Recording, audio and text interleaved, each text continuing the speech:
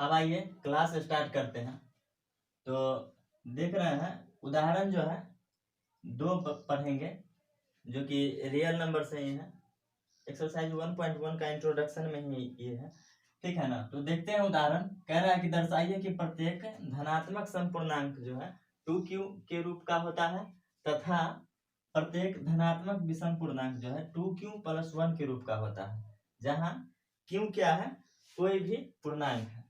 तो सबसे पहले आप जानिए कि धनात्मक पूर्णांक क्या होता है। तो धनात्मक पूर्णांक वही होगा, काउंटिंग का नंबर को हम लोग धनात्मक पूर्णांक कहेंगे। तो 1 2 3 4 5 6 7 8 9 ये क्या है, सब धनात्मक पूर्णांक है।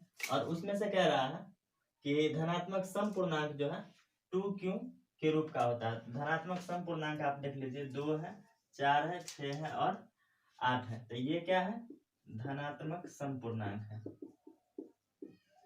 धनात्मक सम पूर्णांक है ये। उसके बाद कह रहा है कि धनात्मक विषम पूर्णांक जो है 2q + 1 के रूप का होता है। तो विषम पूर्णांक कौन है, ये है, ये है और ये है और ये है, मतलब 1 3 5 7 और 9 है। तो ये क्या है, धनात्मक विषम पूर्णांक है, ठीक है, धनात्मक विषम पूर्णांक है। तो देखते हैं इसको। अब यहाँ पर आप एक चीज को देखिए, एक 2q है और एक 2q + 1 है। आप इसको 0 लिख सकते हैं, +1। तो आप देखिए यहाँ पर कि हम आपको बताए थे a = bq + r के रूप का है। ये दोनों जो है दिख रहा है bq + r के रूप का है, जहाँ पे b का वैल्यू 2 है और ये तो q है ही और ये r का वैल्यू है। यहाँ पर भी b का वैल्यू क्या है, 2 है, मतलब और b क्या है, b क्या है, भाजक है। तो यहाँ पर आप एक बात समझ गए होंगे, जो भाजक जो है 2 है, मतलब 2 से हम भाग करेंगे किसमें, पहले धनात्मक सम पूर्णांक में और उसके बाद धनात्मक विषम पूर्णांक में। तो इस चीज को हम यहाँ से करते हैं साइड। अब देखिए धनात्मक सम पूर्णांक पर पहले बात करते हैं, 2 4 6 और 8। अब देखिए भाजक जो 2 था, तो 2 से हम 2 में भाग करेंगे, तो 2 एकम 2, शेष क्या है, 0 आया।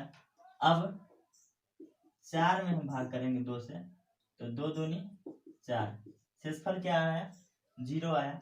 अब फिर 2 से भाग करेंगे 6 में, तो 2 तिया 6, 0 आया। और उसके बाद 2 से भाग करेंगे 8 में, तो 2 चौक 8 हो गया। आप इतना बात देख लिए। अब इसको जो है हम किस तरीके से लिखते हैं, तो ऐसे इसका प्रयोग करते हैं, विभाजन जो था यूक्लिड विभाजन एल्गोरिथम का प्रयोग करेंगे और उसके बाद लिखेंगे। अब देखिए a बराबर क्या होता है, bq + r, जहां आप एक बात जानते होंगे कि b क्या है, भाजक है, q क्या है, भागफल है और r क्या है, शेषफल है। तो हम इस 2 को क्या लिख सकते हैं, भाज्य बराबर, और a क्या है, भाज्य है, a बराबर क्या है, भाज्य। तो भाज्य बराबर भाजक गुने भागफल जोड़ शेष। तो भाज्य 2 है, तो 2 को हम कैसे लिख सकते हैं, 2 गुने 1 जोड़ 0, भाजक गुने भागफल जोड़ शेष। फिर हम 4 को क्या लिख सकते हैं, तो 2 गुने 2 + 2। फिर हम 6 को कैसे लिख सकते हैं, तो 2 गुने 3 + 0। फिर 8 को हम कैसे लिख सकते हैं, तो 2 गुने 4 + 0। इस तरीके से लिख सकते हैं यूक्लिड विभाजन एल्गोरिथम का यूज करके। तो यहाँ पर लिख दिए ऐसे करके। अब देखिए यहाँ पर, अब यहाँ पर से जो आप निष्कर्ष निकालिएगा, तो क्या निष्कर्ष निकलता है, यहाँ पर से आप जब निष्कर्ष निकालिएगा तो क्या निष्कर्ष निकलेगा कि कोई भी धनात्मक सम पूर्णांक जो होगा, धनात्मक सम पूर्णांक जो होगा वो कैसा होगा। अब देखिए ये 2 जो है सेम है, 2 क्या है, सेम है, तो इसको 2 लिख देते हैं। और ये जो है बदल रहा है, तो ये क्यों हो जाएगा, ठीक है। तो 2 गुने क्यों, अब प्लस ये r क्या है, 0 है, ठीक है। तो इसको हम अब क्यों क्या कहा कि कोई भी पूर्णांक हो सकता है। तो यहाँ पर आप देखिए कि कब 1 है, 2 है, 3 है, 4 है, ये सारा क्या है, पूर्णांक है। तो यहाँ पर 2q + 0, अब 0 को हटा भी सकते हैं तो क्या होगा, तो आपका जो है कंक्लूजन निकल के आया, निष्कर्ष निकाले तब पता चला कि कोई भी धनात्मक समपूर्णांक जो होगा वो 2q के रूप का होगा। ठीक है ना। जहां एक बात आप और लिख सकते हैं, जहां q का मान क्या होगा, 1 2 3 4, या आप ये भी लिख सकते हैं q जो है कोई भी पूर्णांक है। तो इतना आप समझ गए होंगे। अब जो है हम आगे बात करते हैं। फिर कहा क्वेश्चन में, तथा प्रत्येक धनात्मक विषम पूर्णांक 2q + 1 के रूप का होता है। अब करेंगे, अब लेंगे हम धनात्मक विषम पूर्णांक। तो धनात्मक विषम पूर्णांक जो लेंगे तो सबसे पहले 1 लेंगे। क्या लेंगे, 1 लेंगे, ऊपर से ही लेते हैं, 1 लेंगे। अब हम इसे हम 2 से डिवाइड करेंगे तो 0 बार में लगेगा तो 0 होगा और क्या होगा, 1 शेष। अब लेंगे 3, अब 2 से डिवाइड करेंगे तो 2 एकम 2, शेष क्या होगा, 1 होगा। अब करते क्या है, इधर जो है हल्का सा मिटा देते हैं।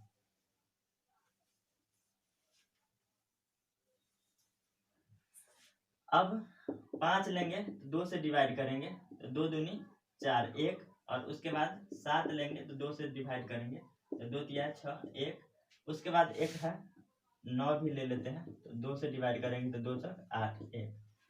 इतना तो हो गया। अब यहाँ से भी अगर हम ऐसे लिखें, a बराबर bq + r, आप नीचे करके लिखिएगा, ठीक है ना। अब मेरे पास जगह नहीं रहता है इसलिए हम माइनस करते रहते हैं। a बराबर क्या है, bq + r है, तो इसको भी हम इसी तरीके से लिखते हैं। तो 1 को हम किस तरीके से लिखेंगे, 2 × 0 और प्लस क्या, 1, ऐसा तो लिखेंगे। फिर हम 3 को क्या लिखेंगे, तो 2 × 1 जो 1। 5 को क्या लिखेंगे, यहाँ से भाजक गुने भागफल, मतलब 2 × 2, और जो शेषफल क्या है, 1 है। 7 को क्या लिखेंगे, तो 2 × 3 और +1। अब 9 को क्या लिखेंगे, तो 2 × 4 +1, यहाँ पर भी +1 होगा। तो यहाँ से क्या निष्कर्ष निकलेगा,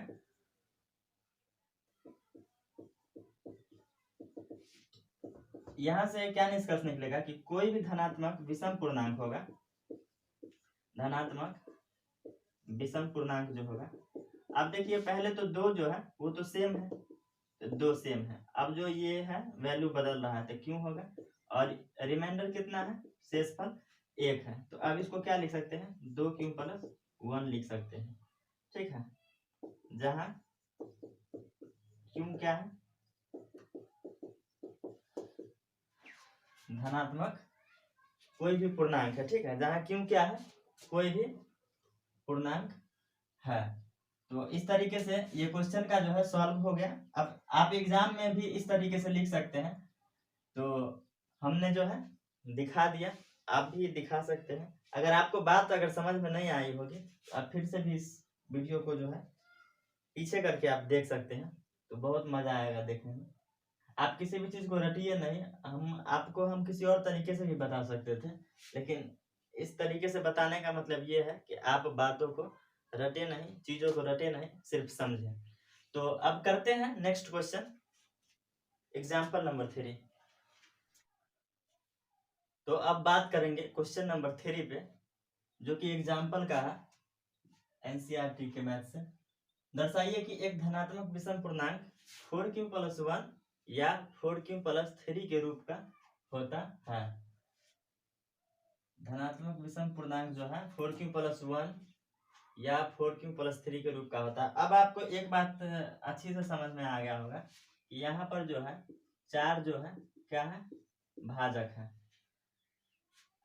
समझ में आ गया होगा, जिससे हम भाग देंगे किसमें, तो धनात्मक विषम पूर्णांक में। अब धनात्मक विषम पूर्णांक कौन कौन सा है, सो आप देखिए। धनात्मक विषम पूर्णांक 1 है, 3 है, 5 है, 7 है, 9, फिर 11, फिर 13, फिर 15, और भी बहुत सारा है, लेकिन हमको तो कुछ ही लेना है ना।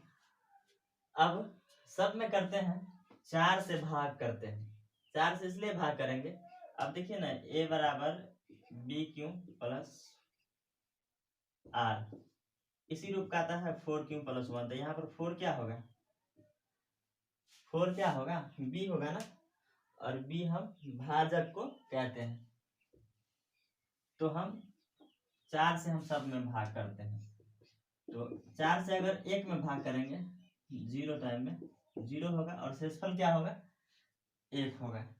अब करते हैं 3 में, तो 4 से 3 में करेंगे तो फिर भी 0, शेष क्या होगा, 3 होगा।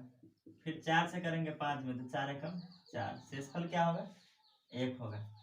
फिर करते हैं 7 में, करते हैं 4 से, 4 एकम 4, शेषफल क्या होगा, 3। फिर 9 में करते हैं 4 से भाग, तो 4 दूने 8, शेषफल क्या होगा, 1 होगा।